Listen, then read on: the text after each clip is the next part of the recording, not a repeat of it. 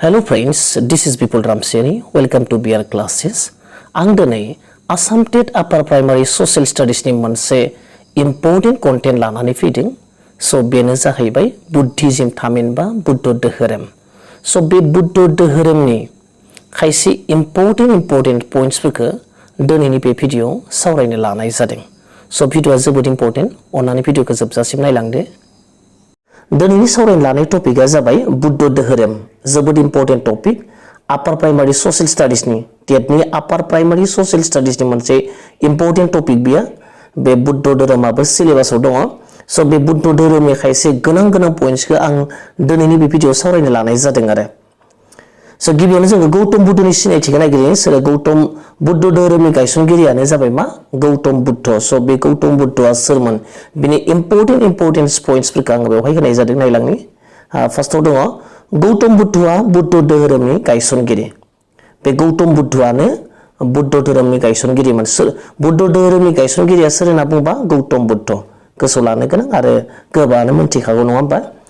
उन्दै समनि मुङा सिद्धार्थमोन. बे गौतम बुद्धनि उन्दै समनि मुङा मामोन? सिद्धार्थ. स' गौतम बुद्धनि उन्दै समनि मुङा मा होनना बुङोब्ला जोङो सिद्धार्थ नांबाय ना होमबा? सिद्धार्थआनो गौतम बुद्ध. स' नेक्स्ट पइन्टखौ बिथाङा कपिला बुस्तु मुंनि रायजोआव 563 बिफर बिसियाव जोनोम जादोंमोन. बिथाङा 563 बिसियाव कपिला बुस्तु मुंनि मोनसे रायजोआव जोनोम मोनदोंमोन. सोर गौतम बुद्धनि जोनोम जायगाया जाबाय कपिला बुस्तु. गोसोआव लानो गोनां भेरि इम्पर्टेन्ट. माब्ला 563 बिसियाव जोनोम मोनदोंमोन बिथाङा.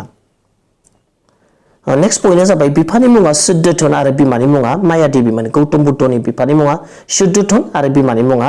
माया देबीमोन. बिथाङा सासे साका रुलारमोन, राजामोन. सिद्धार्थना माने राजामोन सासे. बिथांनि बिमाया मा जादोंनो माया देबीया थिग गौतम बुद्ध जानायनि 7 दिननि उनावनो मा थैदोंमोन. जोबोर गोसोआव लानो गोनां पइन्ट आं होजोबाखै. खायसे बुंलांगोन, आं लिरिकखौ बुंलांगोन. स' बिफानि मुङा सिद्धार्थमोन. सिद्धार्थना सासे राजामोन. बियो सासे साका रुलारमोन, साका खुंगिरिमोन. आरो बिमानि मुङा जाबाय माया देबीमोन. नेक्स्ट पइन्टआ जाबाय 16 बोसोर बैसोआव हाबा खालामदोंमोन. गौतम बुद्धआ 16 बोसोर बैसोआवनो मा हाबा जादोंमोन, उन्दै बैसोआवनो हाबा जादोंमोन. बिसिनि मुङा गपा एबा जसधारामोन. आरो बिहा सासे फिसाज्लाबो दंमोन. आं होनाय जायासै. फिसाज्लानि मुङा जाबाय मा? फिसाज्लानि मुङा जाबाय राहुल. गोसोआव लानो गोनां राहुल. आरो बे जसधारायाबो बेसेबां मोनो? 13 बोसोर बैसोनिल' मोनो. बेनि गौतम बुद्धनि बिसिया गाव 16 बोसोर आरो मा बिसिया 13 बोसोर बैसोमोन. आरो बेहा सासे फिसालाबो दंमोन. फिसालानि मुङा जाबाय राहुल. दे गोसोआव लानो गोनां राहुल. आं होआसै खायसेफोरखौ होआसै. खुगाजों बुंलांसिगोन नङा होमबा? स' 16 बोसोर बैसोआवनो हाबा खालामदोंमोन. बिसिनि मुङा गपा एबा जसधारामोन. आरो बिनि फिसालानि मुङा जाबाय राहुलमोन. नेक्स्ट पइन्टखौ नायनोसै. 29 बोसोर बैसोआव बिसि फिसा गारनानै सानसे हर गेजेराव खारलांदोंमोन. सानसेखालि हर गेजेरावनो मा गौतम बुद्धआ मा 29 बोसोर बैसोआव जेब्ला 29 बोसोर बैसो जायो अब्ला बिथाङा मा गावनि बिसि आरो फिसाखौ गारनानै मा खारलांदों. बियो माब्ला? 29 बोसोर बैसोआव. बदगया मुंनि जायगायाव फांसे फाख्रि बिफांनि सिङाव तपस्या खालामहैदोंमोन. आरो बे थांनानै बदगया मुंनि जायगायाव फांसे फाख्रि दंफांनि सिङाव ध्यान एबा तपस्या खालामहैदोंमोन. बे बिफांखौ बधिध्रुम बिफां होननाबो मिथियो आरो बेखौ बधिध्रुम बिफां होननाबो मिथियो. गोसोआव ला. स' बे जाय जायगायाव जाय फाख्रि सिङाव दंफाङाव मा खालामदोंमोन बियो तपस्या खालामदोंमोन. बे दंफांखौ मा होनना मिथिनो? बधिध्रुम होननानै मिथिनाय जायो. जोबोर गोसोआव लानो गोनां पइन्ट बेफोरो गासैबो. नेक्स्ट पइन्टआ जाबाय मा? 30 नै गोरोन्थि जादो दे. 35 जानांगौमोन. 35 बोसोर बैसोआव बदगयायाव निरन्जन दैमा सेरनि फाख्रि बिफां सिङाव 49 सान तपस्या खालामनानै बियो निर्बाण एबा मा मोनदोंमोन? एनलाइटेनमेन्ट मोनदोंमोन. थारमाने सोरां मोनदोंमोन, गियान मोनदोंमोन बिथाङा. माब्ला? बेसेबां बैसोआवनो? 35 बोसोर बैसोआव. बेयो खारनानै 29 बोसोर बैसोआवनो खारनानै तपस्या खालामथिंबाय दंफां सिं बेबायदिनो एकदम 35 बोसोर बैसोआव मा खालामदों? 49 सान तपस्या खालामनानै मा मोनदोंमोन? निर्बाण एबा एनलाइटेनमेन्ट माने सोरां मोननो हादोंमोन, गियान मोनदोंमोन आरो गाव मा नागिरदोंमोन, गाव मा मिथिनो हास्थायदोंमोन बेनि गियानखौ मब्ला मोनदोंमोन? 35 बोसोर बैसोआव मोनदोंमोन. बेसेबां सान तपस्या खालामदोंमोन बियो? 49 सान मेडिटेसन तपस्या खालामनानै मा निर्बाण एबा एनलाइटेनमेन्ट मोनदोंमोन. जोबोद गोसोआव लानो गोनां पइन्ट बेबो. बेनि उनाव गुबुन मोनसे माबाखौ नायनोसै जों. गुबुन मोनसे पइन्टआ जाहैबाय मा? कसिनारा मुंनि जायगायाव 80 बोसोराव रुंसारि जायो. बे माबाया गौतम बुद्ध माब्ला थैनो 80 बोसोर बैसोआव थैदो माब्ला अबे जायगायाव कसिनारा मुंनि जायगायाव बिथाङा 80 बोसोर बैसोआव मा रुंसारि जायो गौतम बुद्धआ गोसोआव लादो बेसेबां बोसोर बैसोआव थैयो 80 बोसोर बैसोआव बबे जायगायाव होनबा कसिनारा जायगायाव नेक्स्ट पॉइंटआ जाबाय गौतम बुद्धनि जोनोम जिउमानि उदान मोननाय बैसागो दाननि पूर्णिमा तिथियावनो जादोंमोन बेखायनो बुद्ध पूर्णिमा फालिनाय जायो बे गौतम बुद्धनि जोनोम आरो बिनि जिउमानि उदान मोननाय सोरां मोननाय एनलाइटेनमेन्ट ना बेफोर गासैबो मब्ला जादोंमोन बैसागो दाननि पूर्णिमा तिथियावनो जादोंमोन बिथाङा गौतम बुद्धआ जोनोमबो मोनदों पूर्णिमा तिथियावनो बैसाग दाननि थिग बिदिनो जिउमानि गावनि एनलाइटेनमेन्ट सोरां मोननाया गियान मोननायाबो मा मोनदोंमोन निर्बान मोननायाबो थिग बैसागो दाननि पूर्णिमा तिथियावनो जादोंमोन बेनिखायनो जोङो जोंनि बे माने गुबुन गुबुन भारतजों लोगोसे गुबुन गुबुन जायगायाव मा बुद्ध पूर्णिमा फालिनाय जायो माब्ला माबानि बैसागोनि पूर्णिमा तिथियाव गुबुन मोनसे पॉइंटआ जाबाय मा बुद्धनि बुंखान्थि बुद्ध बुंखान्थि गौतम बुद्धआ बेसेबा दिन तपस्या खालामनानै जा सोरां मोनदोंमोन जाय गियान मोनदोंमोन बे गियानखौ बिथाङा सुबुं माहारिनि गेजेराव फोसावथिंदोंमोन जायगा जायगा गिदिंनानै आरो बेखौनो मा होनना बुद्धनि बुंखान्थि बुंनाय जायो आरो गौतम बुद्धआ जौमा गियान मोननानै सुबुं माहारिनि गेजेराव जाय बुंथि फोसावदोंमोन बेनो जाबाय बौद्ध बुंखान्थि सुबुं माहारिनि गेजेराव जा गियान मोननानै तपस्या खालामनानै जा गियान मोनदोंमोन बे गियान मोननायखौ सुबुंनि गेजेराव फोसावनायानो जाबाय मा बुद्धनि बुंखान्थि बौद्धनि स्पिच आरो एबा बुद्धिज्मनि बुद्ध धोरोमनि स्पिच बेफोरनो स' बेनि मोनब्रै सैथोआ जादों बिथाङा तपस्या खालामनानै मोनब्रै सैथोखौ मोनदोंमोन मा ट्रुथ मोनदोंमोन बुहुमा दुखुजों बुंफबनाय अरायबो जोंनि बुहुमानो जाबाय दुखुजों बुंफबनाय बुहुमाव थांना थानोब्ला मानसिया दुखुखौ सहायनो गोनां जायो नों जेसेबांनिखि नाया मानो मानसिनि बेलायावबो नाय बुहुमाव थांना थानो थाखाय नोंनो मोजां न' नांबाय ना जानो थाखाय आदार नांबाय बेफोरखौ बुथुमनायावनो मा जायो मानसिया दुखु दाहा सहायनो गोनां जायो स' बे बुहुमा मा दुखुजों बुंफबनाय होननानै बे सैथोखौ मोनदांदोंमोन मानसिनि मिजिं हाबिलासनिफ्रायनो दुखुआ सोमजियो नेक्स्ट सैथोआ जाबाय मानसिनि मिजिं हाबिलासनिफ्रायनो मा दुखुआ सोमजिलायनो जों मिजिं हाबिलास माबा मोनसे हास्थायनायनिफ्रायनो जोंनियाव दुखु फैयो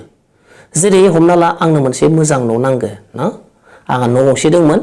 स' बेनिसाय आंनो बांसिन मोजां बिल्डिं नांगौ स' मोजां बिल्डिंखौ हास्थायब्ला आंनो थाखा नांबाय थाखा मोननो थाखाय आं बांसिन खामानि मावनांबाय माखासे दुखु दाहा सहायनांबाय खस्थ' खालामनांबाय स' बे लुबैनायनिफ्रायनो मा दुखुआ फैयो बेबायदिनो गाननाय जोमनायनि बेलायावबो मोजां सि जोम गाननो थाखाय जोंनो फैसा नांबाय फैसाखौ जों बबेनिफ्राय मोनो खामानि मावनांबाय नङा होमबा स' खामानि मावब्ला मा मोनबाय जों दुखु मोनलायबाय स' बे मिजिं हाबिलासनिफ्रायनो मा जायो दुखुआ सोमजियो होनना बुंदों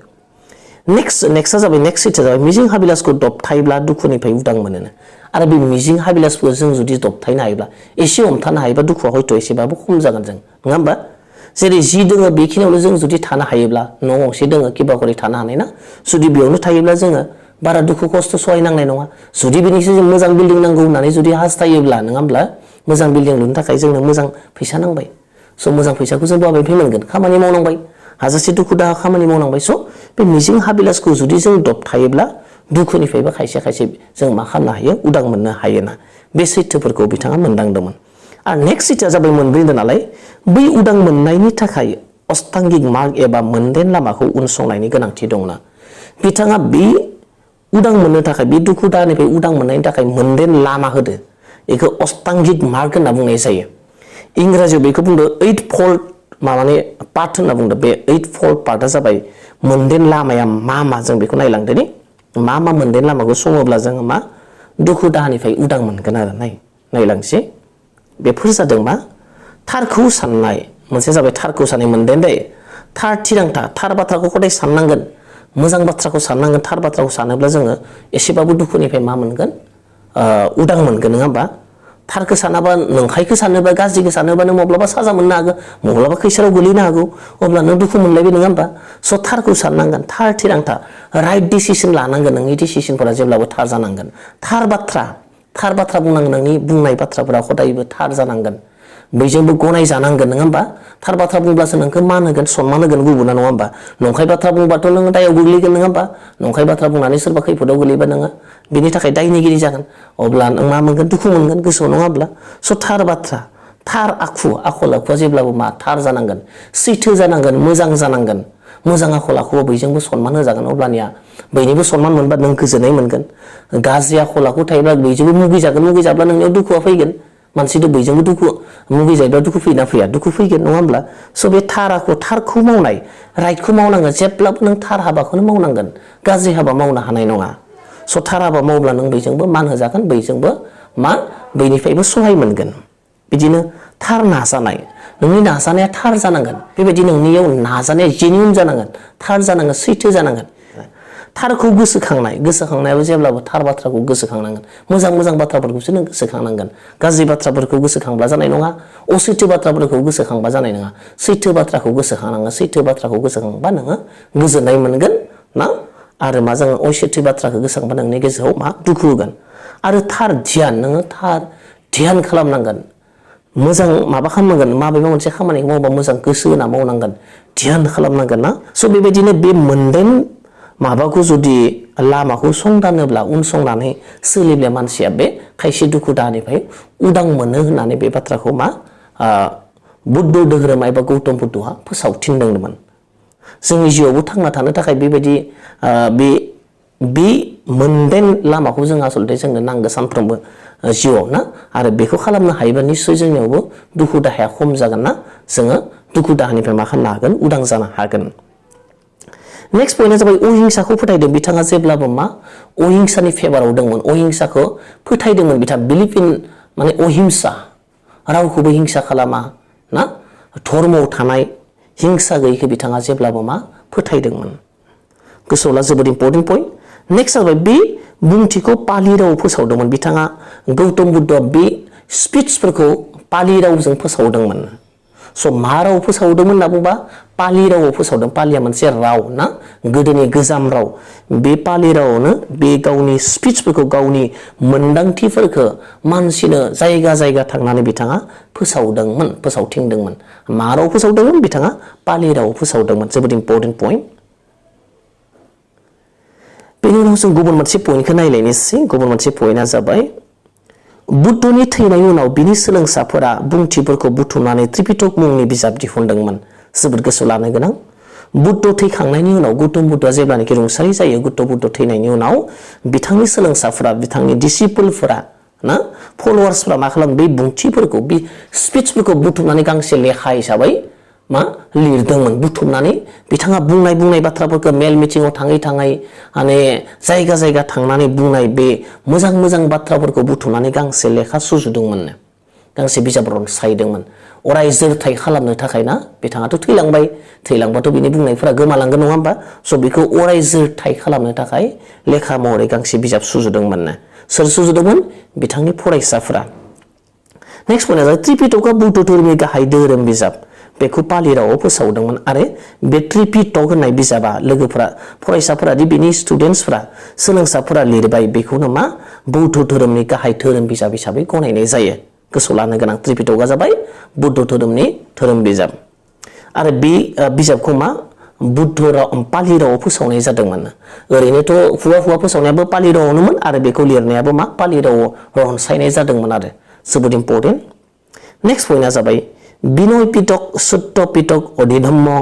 पिटकनि जथायानो त्रिपिटक बिदि त्रिपिटक होनना बुंदों मोनथाम पिटकनि बाथ्रा बुंदों बे बिजाबनि जथाया मोनथाम पिटक लोगो नांनानै दानायनो मा पिटक बेयाव बिनय पिटकआव गुबुन आयदानि सायाव मुंख'नाय दङ सुत्त पिटकआव गुबुन आयदानि सायाव मुंख'नाय दङ अधिधम्म पिटकआव गुबुन आयदानि सायाव मुंख'नाय दङ आं बेखौ गुवारै होनाय जायासै स' बे बिनय पिटक सुत्त पिटक आरो अधिधम्म पिटक बे मोनथामनि जथायानो जाबाय त्रिपिटक त्रिपिटक माने मोनथाम ना पालि रावनि मथे बेयो त्रिपिटक ना माने मोनसे पिटकनि सुत्त मोनसे बिनय सुत्त अधिधम्म मोनथाम पिटकजों लोगो नांनानै त्रिपिटक जादों आरो जोबोद इम्पर्टेन्ट मिथिनो गोनां नेक्स्ट पइन्टआ जाबाय बे धोरोमनि सिबिग्राफोरा उनाव हिनजान आरो महाजानाव गावदोंमोन उनाव लाखाय गौतम बुद्ध थैखांनायनि उनाव ना बे धोरोमनि फुजियारिफोरा मोननै माबायाव गावलांदोंमोन मोननै बे धोरोमनि सिबियारिफोरा ना सिबिग्राफोरा मोननै माबायाव गावसारदोंमोन आरो बे बुद्ध धोरोमा गावसारदों मायाव हिनजान आरो महाजान जोबोद इम्पर्टेन्ट बेबो मायाव गावदोंमोन हिनजान आरो महाजान होननायाव गावस्रादोंमोन बेनि उनाव जोङो बुद्ध धोरोमनि फोसावनाय बुद्ध धोरोमखौ बबेयाव फोसावनाय जादोंमोन जों बेनि बागै नायनोसै बुद्ध धोरोम फोसावनाय बुद्ध धोरोमखौथ' जों मिथिगौ जोंनि भारतनि दाब दाब जायगायाव ना बांसिनानो बेखौ गैनि सानजाखैजाना सा सानजा ओनसोलाव जेरैहाय नैखि दङ मा भारतनि सिङावबो अरुणाचलफोराव नङा होमबा अरुणाचल नैखिजा सिक्किम बेबायदि गुबुन गुबुन जायगायाव माने दाब दाब जायगायाव माने बुद्ध धोरोमा गोसारना दङ भारतनि अनगायैबो गुबुन गुबुन जायगायाव जेरै इण्ड'नेसिया चाइना नेपाल भुटान न बेबायदि थाइलेण्ड बेबायदि गुबुन गुबुन जायगायाव मा खालामदोंमोन बुद्ध धोरोमा दाब दाब जायगायाव गोसारदोंमोन स' बबे फोसावजेननाय जों नायनोसै बुद्ध धोरोमखौ फार्स्ट पइन्टआ जाबाय बाराणसि खाथिनि सारनाथआव फोसावजेनो बे बौद्ध धोरोमा गिबि बिबुंथिखौ ना गिबि गावनि धोरोमनि बागै फोसावजेननाय जायगाया जाबायना सारनाथआव जोबोद इम्पर्टेन्ट दै बाराणसि खाथिनि सारनाथआव बियो गिबि मा खालामदोंमोननो फोसावजेनदोंमोन गावनि बौद्ध धोरोमखौ गोसोआव ला सारनाथआव बुंखान्थिफोरखौ साबा सुबुंनो खोनासंहोदोंमोन गिबि गाव जा मोनदांबाय जा गियान मोनबाय बिनि स्पिचफोरखौ गिबियाव साबा मानसिनो खोनासंहोग्रोदोंमोन गावनि मोनदांथिफोरखौ बे सैथोनि बाथ्राफोरखौ मोनदां लामानि बाथ्राफोरखौ बौद्ध धोरोमनि रिलेटेड खायसे गोनां बाथ्राफोरखौ गिबियाव साबा सुबुंनो सारनाथआव खोनासंहोग्रोदोंमोन बबे फोसावजेनदोंमोन नामा सारनाथआव खैजोन मानसिनो गिबियाव साबा सुबुंनो जोबोद इम्पर्टेन्ट पइन्ट नेक्स्ट पइन्टआ जाबाय गिबि बौद्ध जथुमाया राजगृहआव जादोंमोन आरो बेबो जोबोद इम्पर्टेन्ट दै गिबि बुद्धिस्ट काउन्सिला बबेयाव जादोंमोन बुद्धिस्ट काउन्सिल बुद्धनि जथुमाया धोरोमनि सायाव जा जथुमा बेयो बबेयाव जादोंमोन राजगृह होननाय जायगायाव जाग्रोदोंमोन गिबियाव जोबोद इम्पर्टेन्ट बेयो गिबि बुद्ध जथुमाया बबेयाव जाग्रोदोंमोन राजगृह होननाय जायगायाव जाग्रोदोंमोन बुद्धिस्ट काउन्सिला दे भेरि इम्पर्टेन्ट पइन्ट बेयो नेक्स्ट गुबुन मोनसेखौ नायनोसै धोरोमनि खोथा फोसावनो बौद्ध संघ आरो बौद्ध बिहार गायसनदोंमोन आरो बिथाङा गौतम बुद्धआ बुद्ध धोरोमनि खोथाफोरखौ फोसावदिंनायनि थाखाय सुबिदानि थाखाय ना माने संघ गायसननानै होदोंमोन मा जेरै बौद्ध संघ आरो बौद्ध बिहार होननानै गायसनदोंमोन दाब दाब जायगायाव बौद्ध संघ आरो बौद्ध बिहार गायसननानै धोरोमखौ फोसावदोंमोन धोरोम मोनसे फोसावनोबाथ' जोंनो धोरोमसालि नांगौ स' बेबायदि बौद्ध संघ आरो बौद्ध बिहार गायसननानै धोरोमनि खोथाफोरखौ मा फोसावदिंदोंमोन बिथां गौतम बुद्धआ जोबोद इम्पर्टेन्ट नेक्स्ट पइन्टआ जाबाय दिक्षा लानायनि मोनथाम मोन्थोर बौद्ध धोरोमा दिक्षा लाग्राफोरनो जाय दिक्षा लायो सोलोंसाफोरनो मा बे मोनथाम मोन्थोर होनाय जादों बेखौ जेब्लानाखि बुङो अब्लानो मा जायोमोन बुद्ध धोरोमखौ आजावनाय जायोमोन आरो बेखौ 3 जुवेल्स अफ बुद्धिज्म होननाबो बुंनाय जायो गहेना बुद्ध धोरोमनि गहेना बे इम्पर्टेन्ट टेट आनजादाव सिगां सिटेट आनजादाव फैखांबाय बे जाबाय से नाम्बारा बुद्धं शरणं गच्छामि होनना बुङो से नाम बुद्धं शरणं गच्छामि संघ शरणं गच्छामि आरो धर्म शरणं गच्छामि बे मोनथाम बाथ्राखौ बुंनो गोनां जायोमोन अब्लानो बे बुद्ध धोरोमखौ आजावनाय जायो गुबुन मोनसे पइन्टआ जाहैबाय नालन्दा तक्षशिला विक्रमशिला उदन्तपुर आरिया मुंदांखा सोलोंथाइ मिरुफोर जाय बुद्ध बिहारफोराव सोलोंथाइ मिरुफोराव सोलायदोंमोन जाय बुद्ध बिहारफोरा बिथाङा धोरोम फोसावनो थाखाय बुद्ध बिहार बुद्ध संघ गायसननानै गालांदोंमोन स' लासै बेनो मा मोनसे सोलोंथाइनि मिरु एडुकेसनेल इनस्टिटिउसनाव महर सोलायलांदोंमोन लासैनो स' बेबायदिनो बे नालन्दा तक्षशिला विक्रमशिला उदन्तपुर आरिया मुंदांखा सोलोंथाइ मिरुफोराव मा सोलायलांदों बेफोर गिबि मामोननो बौद्ध बिहार बौद्ध संघसोमोन स' नेक्स्ट पइन्टआ जाबाय उननि समाव बिम्बिसार अशक कनिष्क हर्षवर्धन बायदि राजाफोरा अनसायदोंमोन बे धोरोमखौ आगोलनि आगु राजा महाराजाफोराबो मा आजावनानै लादोंमोन अनसायनाय मोन्दोंमोन राजाफोरनिफ्रायबो जोबोद माने गोसो बोनो हादोंमोन बे धोरोमा आरो बयबो आजावना लादोंमोन सोर जेरै बिम्बिसार अशक कनिष्क हर्षवर्धन गुबुन बेबायदि राजाफोरा मा बे बौद्ध धोरोमखौ आजावनानै लादोंमोन बिथांमोनाबो जोबोद मोजां मोन्दोंमोन इमप्रेस खालामनो हादोंमोन बे धोरोमा जोबोद इम्पर्टेन्ट दानिया बे बुद्धिज्मनि सायाव मोननैसो इम्पर्टेन्ट एमसिकिउसफोरखौ सावरायनो लानाय जादों बे मोनफ्रोमबो एमसिकिउसआनो सेन्ट्रेल लेभेलनि कम्पिटिटिभ आनजादफोराव फैखांनाय स' ओंखायनो आं कुइसनखौ इंराजिजों होनाय जादों स' नायलांनाय गिबि सोंलुआ मा the first Buddhist council was held at Buddhist काउन्सिलनि गिबि जथुमाया जादोंमोन बबेयाव जादोंमोन बहाय मोनब्रैयाव सोनाय जादों काश्मीर राजगृह पाटलिपुत्र आरो बेसाले स' कारेक्ट अपसना जाबाय मा राजगृह जादोंमोन कारेक्ट एन्सारा जाबाय बी स' राजगृह बबेयाव दङ इयो नैयो इया दाननांगौ दे the council was held in Saptaparni cave Rajgriha Saptaparni केपनि राजगृहआव माया जादोंमोन बुद्धिस्ट काउन्सिला फार्स्ट बुद्धिस्ट काउन्सिला जादोंमोन आरो बुद्धिस्टनि जथुमाया गिबि जथुमाया बबे जादोंमोन राजगृहआव जादोंमोन जोबोद इम्पोर्टेन्ट क्वेश्चन स' 9 नाम्बार सोंलुआ जाबाय on the bank of which river Gautam Buddha attain enlightenment बबे दैमानि सेराव गौतम बुद्धआ मा सोरां एबा निर्बाणखौ मोनदोंमोन बहाय दोङो गंगा पुनपुन आरो गंडक आरो मा निरंजन स' कारेक्ट अपसना जाबाय मा निरंजन डी स' निरंजन दैमानि सेरावनो गौतम बुद्धआ सोरां एबा निर्बाणखौ मोनदोंमोन होननानै नोट्स होनाय दोङो Gautam Buddha attain enlightenment on the bank of river Niranjan he attain the enlightenment on the night of Baisak Purnima while sitting below the sacred tree, people tree in the state of Chamadhi. The tree is now known as the Bodhi tree. आरो बेखौ बोधि दंफां हिसाबै मिथिनाय जायो गौतम बुद्धआ एनलाइटेनमेन्ट बे सोरां निर्बाणखौ बबाव मोनदों बेंक अफ द रिभार निरंजन दैमानि सेराव बेयो फांसे सानसेखालि हरावना बैसागनि पुर्णिमा तिथियाव मानो हर गेजेराव फांसे दंफांनि फाख्रि बिफांनि सिङाव ना जनानै तपस्या खालामनायाव बे माबाखौ मोनदोंमोन गियानखौ मोनदोंमोन आरो बे दंफांखौ मा होनना मिथिनाय जायो बोधि ट्री हिसाबै स' खायसे इम्पोर्टेन्ट फेक्ट्सफोरखौ मिथिना ला बेनिफ्रायबो नट्सनिफ्रायबो बिनि उनाव 3 नाम्बार सोंलुआ जाबाय बुद्ध's preaching were mainly related to बुद्धनि फोरोंनाया धोरोम फोसावनाया माजों सोमोन्दो गोनां मोन रिलेटेड ए नाम्बाराव दङ बिलिभ इन वान गड सासे भगबानखौ फोथायनाय प्रेक्टिस अफ रिचुएल प्रेक्टिस खालामनाय पिउरिटि अफ थट एन्ड कन्डाक्ट पिउरिटि माने थट साननाय आरो आखल कन्डाक्ट माने साननाय आरो आखल आखुनि जा पिउरिटि ना गोथारथि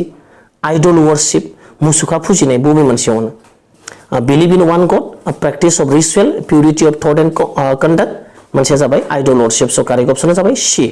पिउरिटि अफ थट एन्ड कन्डाक्ट पियर माने थटआव साननाया खदाय मैला गैयैमोन पियरमोन आरो कन्डाक्ट आखल आखुआबो जेब्लाबो मामोन पियरमोन बेनि उनाव 4 नाम्बार सोंलुआ जाबाय Gautam Buddha gave maximum numbers of sermons at which place Gautam बुद्धआ gave maximum number of sermon बैनिसे बांसिन गोबांसिन माने लेक्चार होनाया धोरोमनि सायाव जा स्पीच बिबुंथि लाखिनाया बबे जायगायाव बांसिन बिबांनि गोबाङै मा गोलावसिन माने लेक्चार होदोंमोन धोरोमनि बागै गौतम बुद्धआ बबेयाव मैक्सिमम सार्मन्सआ बबेयाव होदोंमोन जोबोद इम्पोर्टेन्ट क्वेश्चन बेबो ए नाम्बारा दङ सारनाथ बी नाम्बारा दङ मा कौसम्बी आरो मा श्रावस्ती आरो मोनसेया जाबाय राजगृह स' कारेक्ट अपसना जाबाय श्रावस्तीयाव नायनि as the maximum number of disciples of Gautam Buddha were from the kingdom of Kosala Buddha delivered his maximum number of sermons at Sravasti, the capital of kingdom of Kosalan kingdom मानोना बेवहायनो maximum number of disciples बै बांसिन माने फरायसाफोरा बिनि फलोवार्सफोरा गौतम बुद्धनि गोबां फलोवार्सफोरा बे रायजोआव फैदों बे रायजोनिफ्राय मोननो अबेनिफ्रायनो किंडम अफ कसाला रायजोनिफ्राय मोनो बांसिन मैक्सिमाम डिसिपलानो आरो बांसिन मानसियानो बांसिन बिनि धोरोम माने फलोवार्सफोरानो जिहेतु बिनिफ्रायमोन नालाय बेवहायनो बांसिन बिथाङा बुद्ध धोरोमनि बागै बांसिन मा होदोंमोन लेक्चार होदोंमोन बा बांसिन गोबांसिनै मा बिबुंथि लाखिदोंमोन जोबोद इम्पोर्टेन्ट क्वेश्चन बेबो 5 नाम्बार सोंलुआ जाबाय Gautam बुद्ध's mother belongs to which of the following clans Gautam बुद्धनि बिमाया बबे मोनसे फोलेरनि बबे मोनसे क्लेननि याव माखासे माने क्लेन होना दोनदो जेरै माया क्लेन दङ लिजबिस क्लेन दङ कल्याण क्लेन दङ आरो मा साका क्लेन स' कारेक्ट अपसना जाबाय कल्याण क्लेन माया वाज द नेम अफ मादार अफ गौतम बुद्ध माया गौतम बुद्धनि बिमामोन नङा होमबा she was from the Kalyan clan she was married to the king of Shuddhodana हु ruled in the kingdom of कपिलाबस्तु शुद्धोधना जाबाय कपिलाबस्तुनि राजामोन बे कपिलाबस्तुनि राजाजों हाबा जादोंमोन बिदि सोरो गौतम बुद्धनि बिमाया 2 नाम्बार सोंलुआ जाबाय एट व्हिच अफ द फलोइंग प्लेसेस गाहायनि बबे जायगायाव गौतम बुद्ध एटेन निर्बाण और एनलाइटेनमेन्ट गौतम बुद्धआ निर्बाण एबा मा सोरांखौ मोनदोंमोन गियानखौ मोनदों बबेयाव बै मोनबा अपसन दङ लुम्बिनी गया कुशीनगर आरो सारनाथ स' कारेक्ट अपसन जाबाय गयाव मोनदोंमोन ना होमबा जों आगोलाव नुबोखाबाय Gautam Buddha at the age of 35 attain nirvana और एनलाइटेनमेन्ट एट गया इन बिहारनि गयायाव मोनदोंमोन आन्डार ए पिपल ट्री एट उरुबेला मा पिपल ट्री फाख्रि बिफांनि सिङाव on the bank river of Niranjan दैमानि सेराव जों दहाय मोनबाय he came to be known as the Buddha meaning the enlightened one आरो बेयाव बेवहायनो मा बुद्ध हिसाबै नाम मोनदोंमोन बुद्ध हिसाबै बुद्धनि ओंथियानो जाबाय enlightened one सोरां मोननाय ना जोबोद इम्पोर्टेन्ट क्वेश्चन आं खायसे कुइसनफोरखौ माने इम्पोर्टेन्ट माने फैबाय थाखान्दा सेन्ट्रेल लेभेलनि एग्जामफोराव फैनाय कुइसनफोरखौ लाबोनाय जादों नामा खायसे कुइसननि एन्सारखौ हयथ' नैबे आंनि सावरायनायाव मोनाबो जानो हागौ ना आं गासैखौबो सावरायजोबनो हायाखै नालाय थेवब्लाबो होनाय जादों मिथिना लानाया जोबोद गोनां 3 नाम्बार सोंनाया जाबाय हु वाज द टीचार अफ गौतम बुद्ध गौतम बुद्धनि फोरोंगिरिया सोरमोन गौतम बुद्धआ सासे टीचार दंमोन फोरोंगुरु दंमोन बे फोरोंगुरुआ सोरमोन होनना बुङो बय मोनबे अपसन दङ जोबोद इम्पोर्टेन्ट कुइसन पानिनि आलारा कालामा आरो कपिला आरो मा पतंजलि स कारेक्ट अपसना जाबाय मा आलारा कालामा जोबोद इम्पोर्टेन्ट आलारा कालामाया जाबाय मानो गौतम बुद्धनि फोरोंगिरि मोनो जोबोद इम्पोर्टेन्ट कुइसन 10 नाम्बार सोंनाया जाबाय मा चुज द कारेक्ट अपसन माने थार अपसनखौ मा खालामनांगौ बासिनांगौ नायनोसै जोङो बेयाव मोनथाम स्टेटमेन्ट लादों दे बे मोनथाम स्टेटमेन्टनि बबे कारेक्ट जों नायनोसै राउन्ड नाम्बार 1 जाबाय मा बुद्ध बिलिभड इन अहिंसा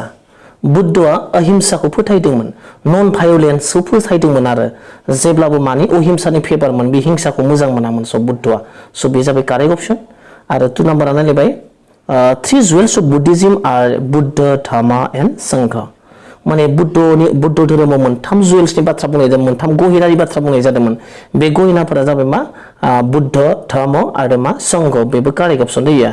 माने मोनथाम गहेना जाय मोनथाम बाथ्राखौ माने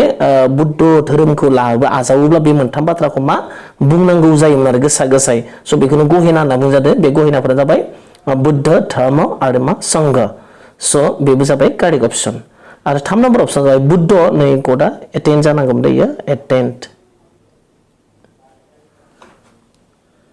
बुद्ध एटेन्ड एनलाइटेनमेन्ट नैबे स्पेलिंआ गोरोन्थि जादों बुद्ध एटेन्ड एनलाइटेनमेन्ट एट सारनाथ बुद्धआ मा